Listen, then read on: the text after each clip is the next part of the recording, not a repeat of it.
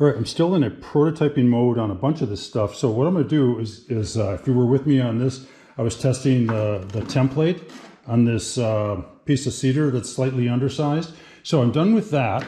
And then now what I'm going to do is I'm going to pull that out of the micro bench. I've got only 2 clamps holding it. That's all that's needed for this kind of stuff. And then I'm going to put this, this prototype in there, which is a railing.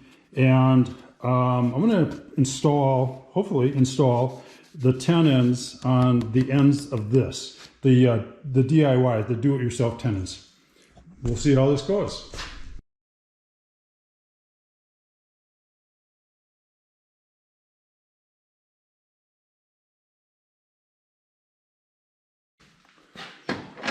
All right, so since this is a basically finished or close to finished, I want to put some spacers in there that'll help me protect it.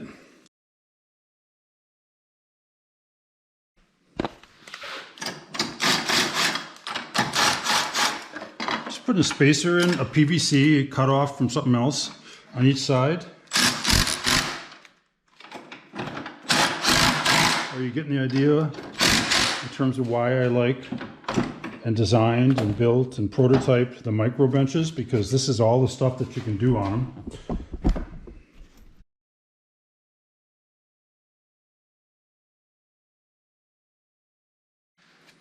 Okay, so for this particular one, I'm using the 5-hole tenons. So I'm going to use the 5-hole portion of the jig, right?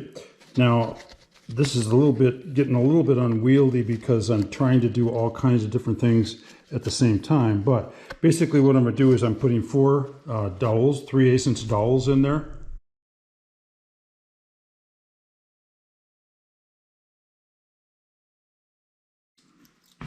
Okay, each project is going to be different in terms of where you put the tenons, but again, I'm prototyping, so I just have to have some sort of normalcy, right? So this one, I'm going to just stick with center. So I'm putting a mark at center, which is 6 inches. It's on both ends of this.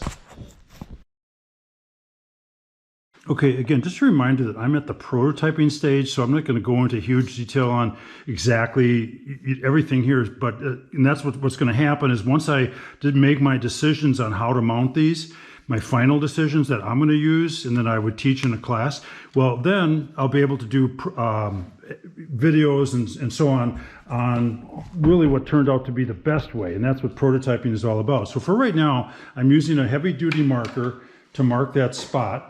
And then I'm remember the template has, this is the 5-hole version, and right at the center of one of them, the middle one actually, is a peephole.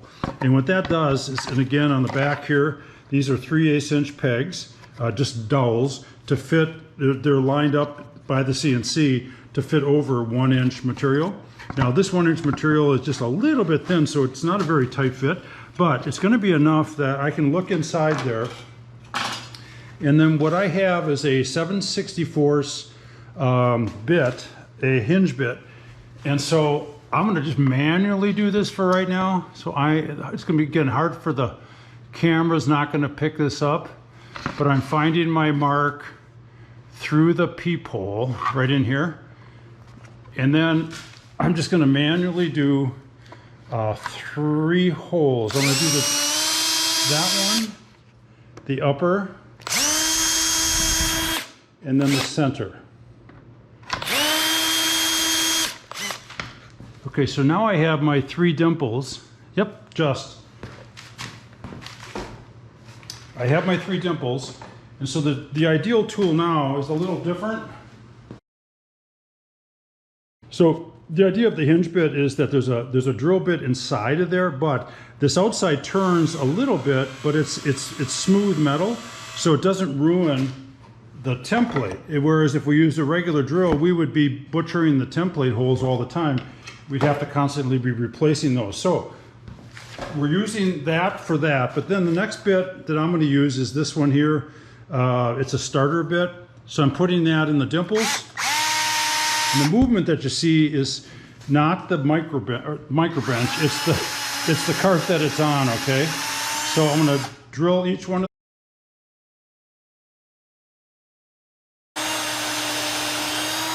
Okay, so all 3 of those are now started. Okay, now this one is already threaded. So this is one of my fabricated ones. But basically, the center, whether it be this one or the DIYs, the do-it-yourselfers, that center hole is going to get threaded, and then a bolt is going to go in there, all different kinds of bolts. But we always want to make sure we use all of the 1/4 inch of that steel for the threads. That's where all the strength comes from. Once you're beyond that, there's probably not that much more strength. There's probably some, but anyhow, but you always want to be able to use all of it. So you're never going to be able to get a bolt that's exactly that, right? So if that bolt were to hit that solid wood, then it would just stop and it's not going to tighten up on you. So this is why the center hole needs to be drilled out just a little bit. So all I'm doing is taking a 3/8 inch bit in that hole that I already started, and then I'm going to go in maybe 1 inch or something at the most, no big deal, but probably a good inch. So now when that goes on there,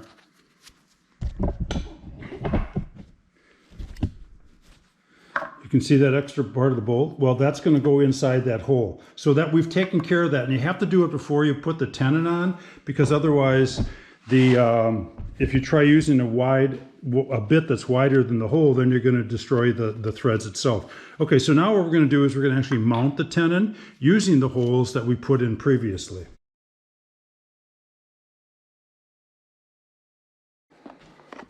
Okay, so depending on the wood, the species, and everything else, and then it's going to depend on the length as well. Now that's getting pretty long for this. Now I'm going to eat up 1/4 of it, but it's a number 9 by 2.5. So the ideal would probably be like a 9 by 1.5. So again, because we're prototyping, let's just see what happens if I do go in there. Is it going to split that? We'll find out. All right, so it took me a second to find the right driver, right?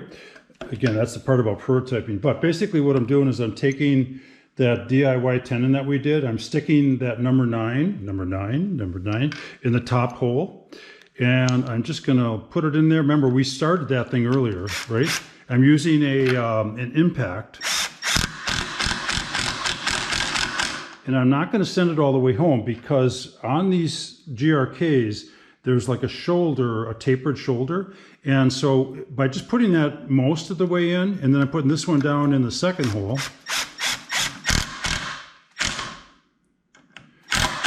and again, these are self-tappers. So it's drilling a hole as it's doing it. Now, as I get closer in there, and again, I'll get into much more specific detail, but basically I'm ballparking this anyhow right now. So I've got that one in there. Now that I've got that in, I can send that one home. This one I'm going to loosen a little bit. See, it's just a little bit off. And again, usually I can just get close. That's all you need to do, because it all depends on the size of the mortise relative to the size of the tenon, and you can control that. Okay, so now I have my threaded tenon is completely mounted.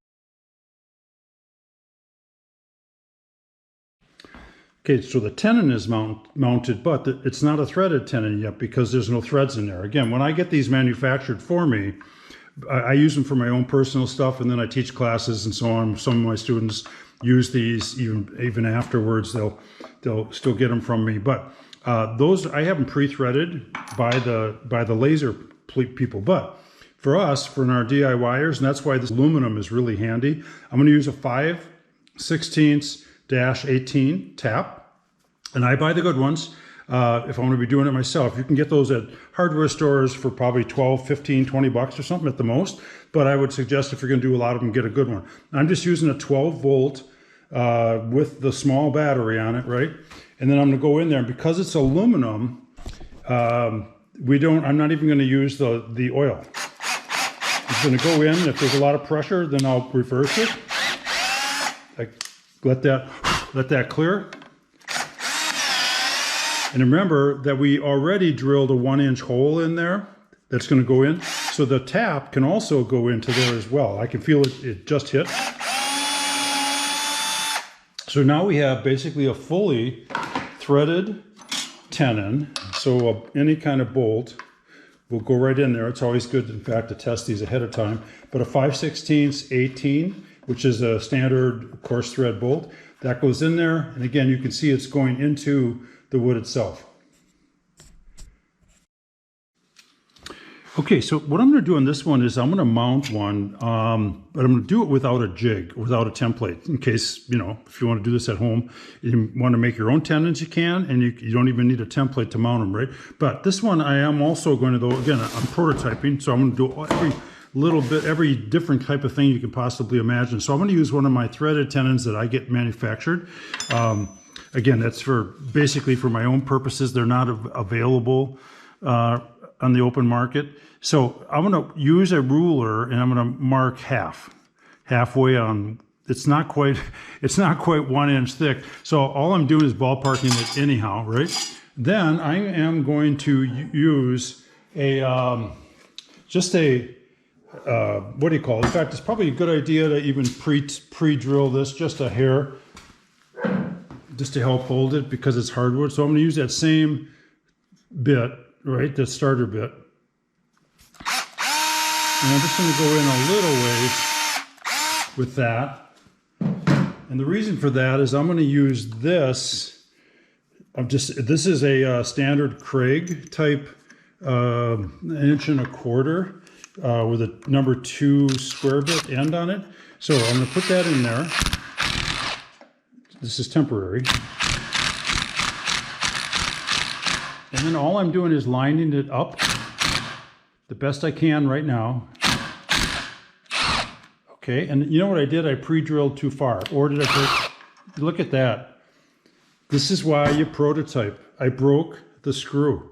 That is that's a stainless steel, and that's the problem with stainless steel. They're a little more tender. So now I have the tip, oh geez, of a screw in there. And so I can still do this. Let me just get a different screw.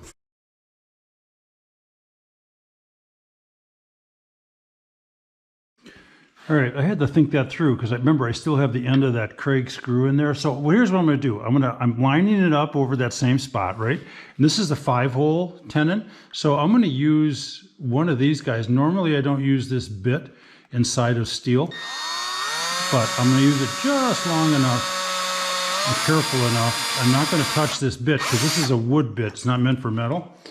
And then now I'm going to use a GRK. And again, I'm not sponsored by anybody, but I can tell you is that I don't think I would ever use anything but GRKs. They are so good at what they do. Okay, so now I'm going to use that and do the same thing. Again, keeping in mind that the center is down there, right?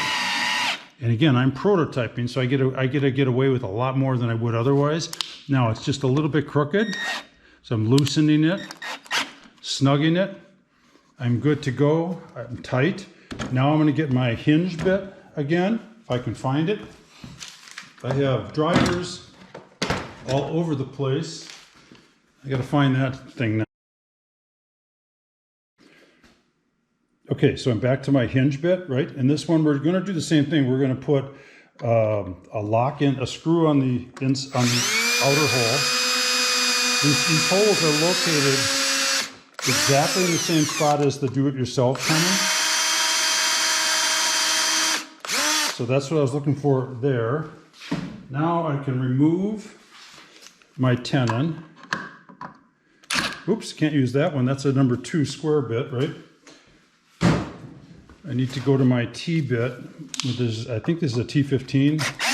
Yep, T15. Okay, remember I still have that issue with that screw in there. So to deal with that, I'm still going to do the same thing as before. Again, you're not going to normally run across these kinds of issues, especially if you're not prototyping right. I'm just using a regular bit. I'm hoping I can hear it hit, but it's a steel bit.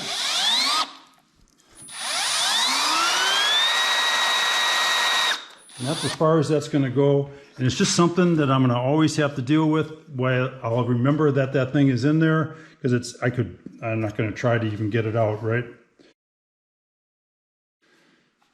But again, I want to get those, especially in this oak. I want to pre-drill those outer holes where I'm going to put the screws. So I'm going to pre-drill those And again,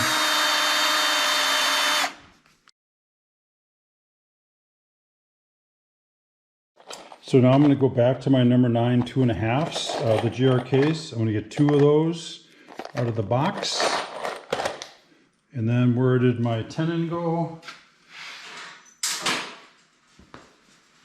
Going to handle it the same way. I'm going to put one in the, I'm using the outer holes. There's reasons for the 5 holes, and we'll get into when we get into the projects. Again, this is a T25, the green colored ones. Again, get it into the shoulder, but you don't send it all the way home, because that way it gives the lower one the ability to kind of override any inconsistency. Okay, so I'm good to go on that one. This one is a little bit off. There we go.